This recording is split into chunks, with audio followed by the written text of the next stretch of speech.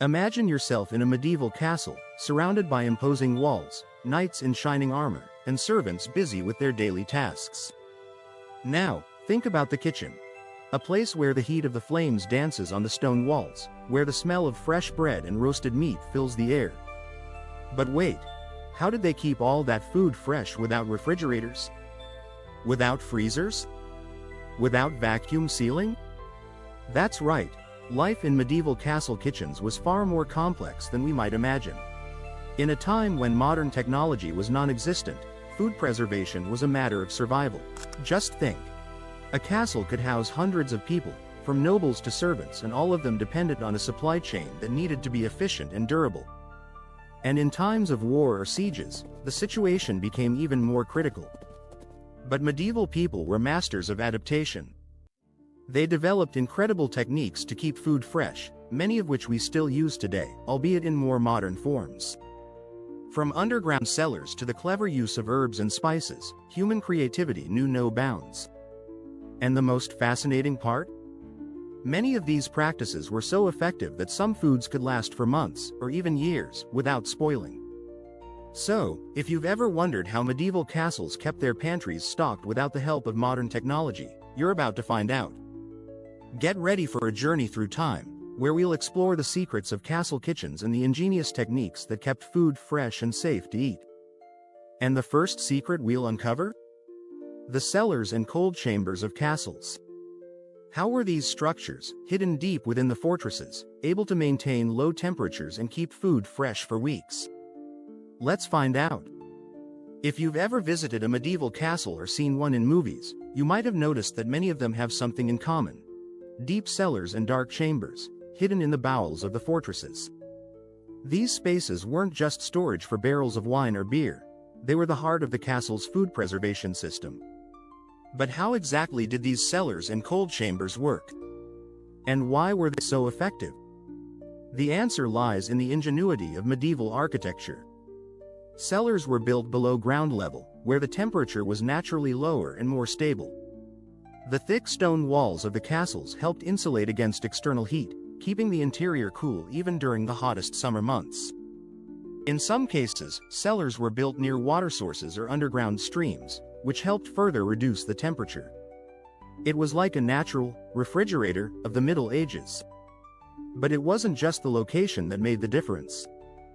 Ventilation was also crucial. Small, strategically placed openings allowed air to circulate, preventing the environment from becoming too humid, a factor that could accelerate food spoilage.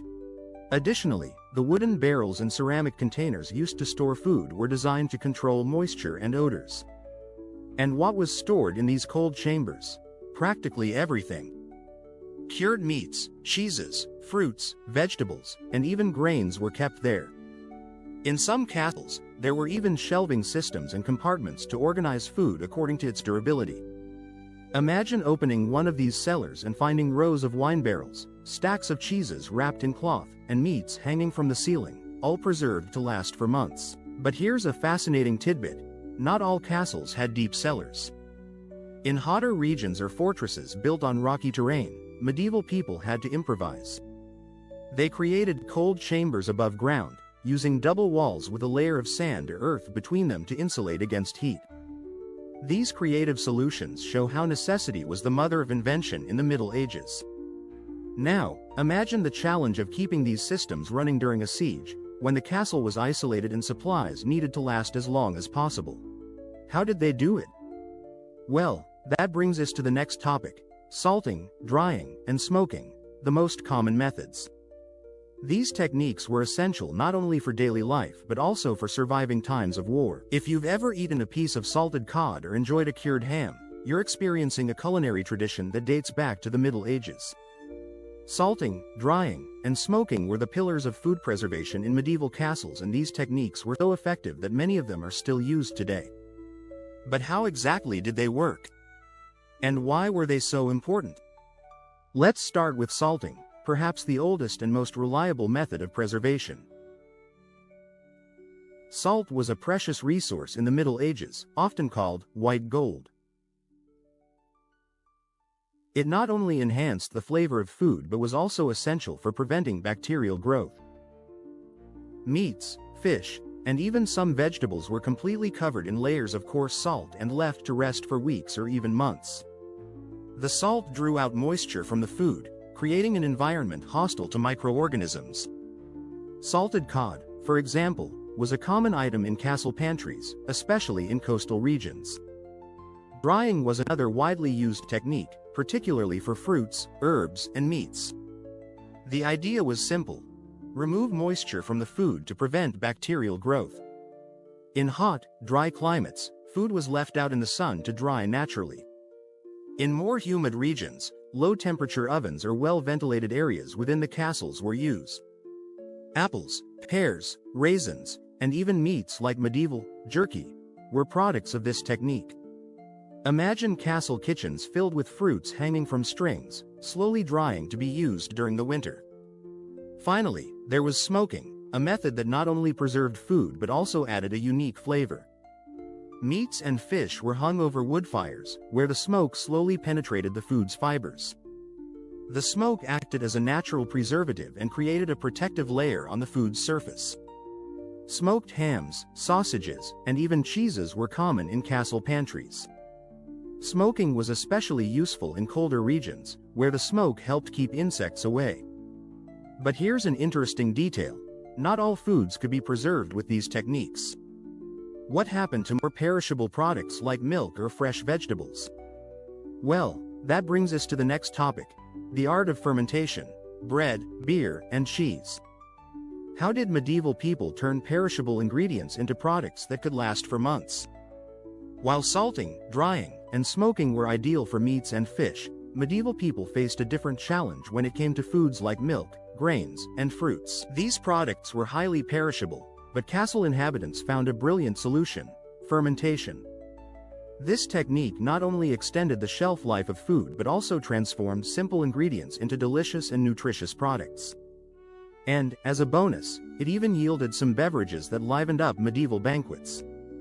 Let's start with bread, the staple of the medieval diet. The process of fermenting bread was almost magical. By mixing flour, water, and a natural starter, often made from a saved piece of fermented dough, bakers created a dough that rose and gained texture. Fermented bread was not only more flavorful and easier to digest but also lasted longer than unleavened bread. In castles, ovens were bustling places where different types of bread, from simple loaves for servants to refined ones for nobles, were produced daily. Now, imagine the smell of fresh beer being brewed in the castle kitchens. Beer was another marvel of medieval fermentation. Made from grains like barley and wheat, beer was a safe drink to consume, as the fermentation process eliminated harmful bacteria from the water. Plus, it was highly nutritious and an important source of calories, especially for workers and soldiers. Medieval beer was denser and less carbonated than modern versions, but it was so valued that it was often used as part of wage payments. And, of course, we can't forget about cheese. Fermenting milk was a clever way to preserve this highly perishable food. By adding rennet, a natural enzyme, to milk, medieval cheesemakers created an impressive variety of cheeses, from fresh and creamy ones to aged and intensely flavored ones. Cheeses like Gouda and Cheddar have their roots in this era, and many castles had their own secret recipes, passed down through generations. But fermentation wasn't the only technique that relied on special ingredients to work. Speaking of ingredients, have you ever wondered how herbs and spices were used not just for flavor but also for preserving food? That's a story worth telling next. If you've ever wondered why medieval cuisine was so generous with herbs and spices, the answer goes beyond taste. In a time when food preservation was a matter of survival, these aromatic plants were true allies. They not only masked the taste of food that was beginning to spoil but also had antimicrobial properties that helped extend the shelf life of products. And, of course, they added a touch of sophistication to the dishes served at grand castle banquets. Let's start with herbs, which were grown in castle gardens or harvested from nearby fields. Sage, thyme, rosemary, and basil weren't just seasonings. They were used to protect meats and cheeses from spoilage. For example, bay leaves were placed in grain barrels to keep insects away, while rosemary sprigs were used to wrap cured meats, creating a natural barrier against bacteria. Additionally, Many herbs were turned into infusions or oils, which could be used to preserve food or even as home remedies. As for spices, like cinnamon, cloves, nutmeg, and pepper, they were true treasures in the Middle Ages. Imported from distant places like India and the Middle East, they were expensive and highly prized. Beyond adding exotic flavors to dishes, spices were used to preserve both sweet and savory foods. Cinnamon, for example, was added to fruit preserves to prevent mold growth, while cloves were used in meat pickling to extend its shelf life. And, of course, we can't forget saffron, which not only gave dishes a golden hue but also had antibacterial properties. But here's an intriguing detail. The use of herbs and spices wasn't limited to the kitchen. In times of war or plagues, they were burned to purify the air or used in medicinal potions. This versatility shows how medieval people had a deep understanding of the properties of plants, something that is often underestimated today. Speaking of knowledge, have you ever thought about how all this expertise translated into the daily life of castle kitchens? How did cooks and servants organize their work to ensure everything ran smoothly, from preparation to food preservation? That's a story that takes us directly to the next topic: the routine in castle kitchens, organization and efficiency.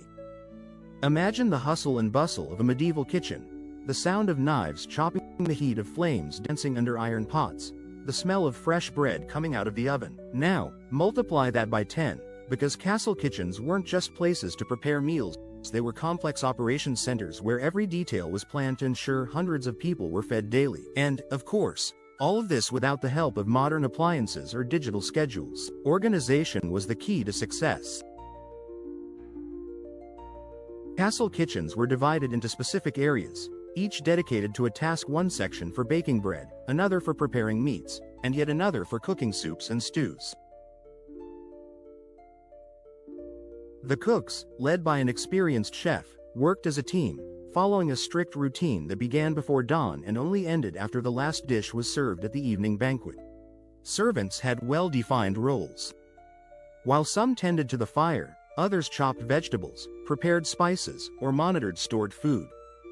Communication was essential, and shouts of, "Watch out for the hot pot," or "More firewood for the oven," echoed off the stone walls.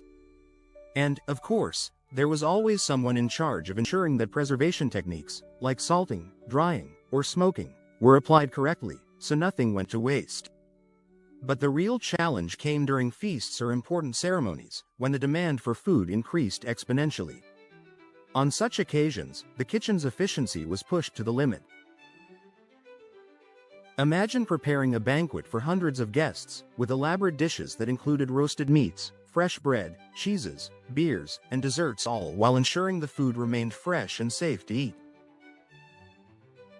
And speaking of challenges, few situations tested a medieval kitchen's capabilities like a siege.